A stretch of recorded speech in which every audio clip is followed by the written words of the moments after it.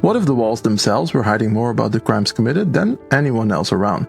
That's the feeling I got while playing The Empty Desk, and I couldn't look away. Did you see that? A quiet office abandoned in the dead of night with nothing but your own footsteps and a growing sense that you might not really be alone. In this review, I'll take you on a full walkthrough of my experience with The Empty Desk and finish up with my final thoughts if this game is worth your time and money. So hit that like button and subscribe if you like discovering cool new indie games. Now, let's turn the lights down. Well, maybe turn the lights up and let's dive in. The game wastes no time in setting the tone. It's night, you're alone, and you're walking into what feels like the most creepy abandoned office ever. The air is thick with dread, and for a second I even thought about turning back, but curiosity wins. You play as Detective Bennett, a grizzled veteran on his way to retirement who gets pulled in for one last job. A classic setup that immediately gives the story some weight.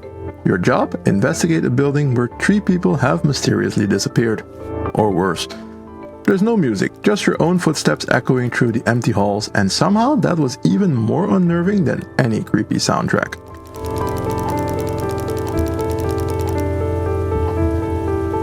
Many of the narrative plays out through text-based conversations, especially between you and your police assistant, who supports you over the radio.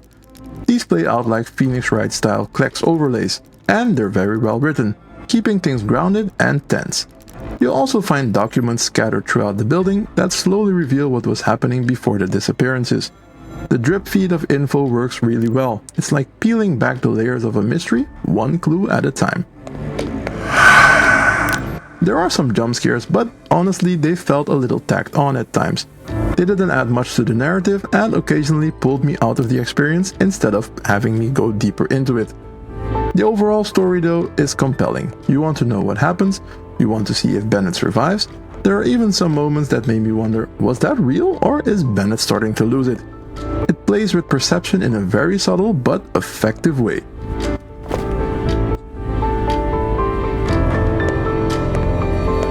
This isn't your typical walk around and read notes kind of horror game.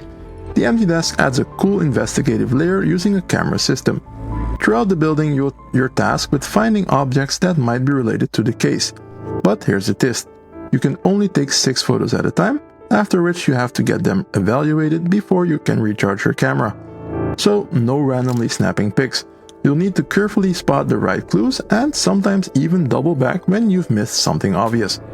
Some cycles of investigation make it super clear what you're looking for, others not so much. And that's where the real challenge lies, deciding what matters and what's just creepy set decoration. There's no combat. The tension comes from eerie atmosphere, the limited photo shots, and the puzzle-like structure of each chapter. Visually, The Empty Desk nails it. It's not flashy, but the detail in the office spaces, the flickering monitors, dim lights, stacked paper, and clutter make everything feel lived in and now hauntingly empty. The lighting is a big part of what sells the mood here. Shadows stretch just a bit too far, and the way light reflects off of surfaces gives everything a cold and sterile tone. Now, let's talk sound, or rather the lack of it. Most of what you hear is your own footsteps. Sometimes they were so loud I could have sworn Detective Bennett was walking around in heels. Still, the minimalist approach to audio works in the game's favor. The silence is the tension.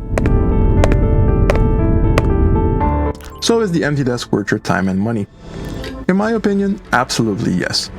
For $10 and around 3 to 5 hours of gameplay, you're getting a compact, tightly designed mystery with just enough weird and supernatural flavor thrown in to keep you guessing. It's the developer's first PC game, and honestly it's a strong debut. There are some odd story choices here and there, like moments that feel unresolved or never explained. At the ending it felt a bit abrupt. I could have used a bit more closure. And there's the save system, which only saves progress between chapters. If you quit halfway through a section, you'll have to redo the entire chapter over again. That's not a deal breaker, but it's something to be aware of. I walked away from The Empty Desk glad I played it. I hope the devs keep on creating games, and if you're into slow burn horrors with a detective twist, this is a hidden gem. If you like this review and love discovering cool new indie games, please show your support for the channel by liking and subscribing. Thanks for watching, see you in the next one.